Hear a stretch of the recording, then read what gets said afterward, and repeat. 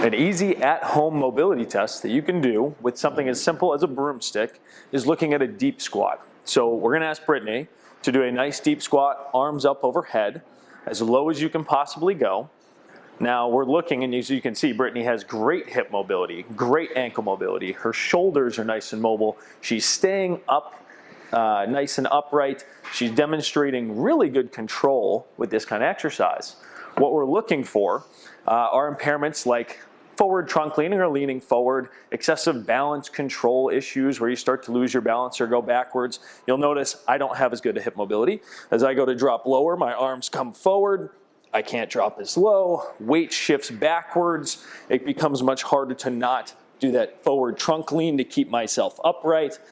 Now, think as you're doing this screen, if you feel some of those deficits, you feel yourself leaning forward, you feel yourself putting a bunch of your weight back, you feel like you can't sustain your balance, you might have some deficits like hip range of motion problems, ankle range of motion problems, even shoulder range of motion issues.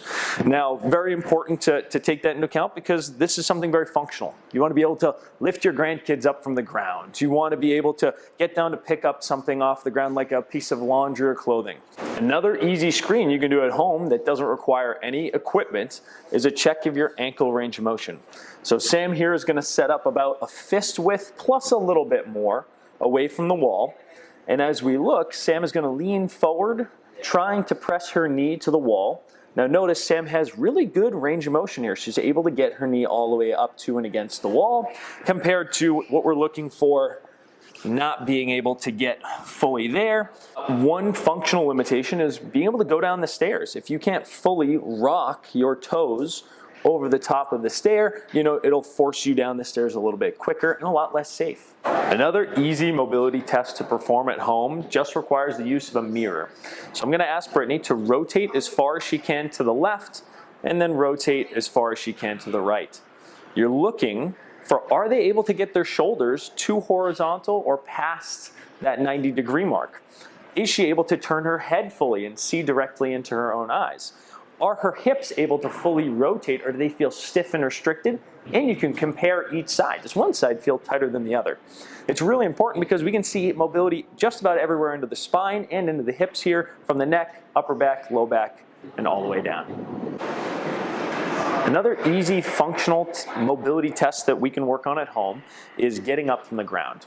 Now this is a more advanced version that we're going to show you first. It's with no hands. Notice Sam shifts her weight, brings her leg forward, and comes up from the ground. Now, alternative methods for those that this is a little too difficult, using one hand, right? Hand touches the ground, use that hand to steady yourself, again, coming back up.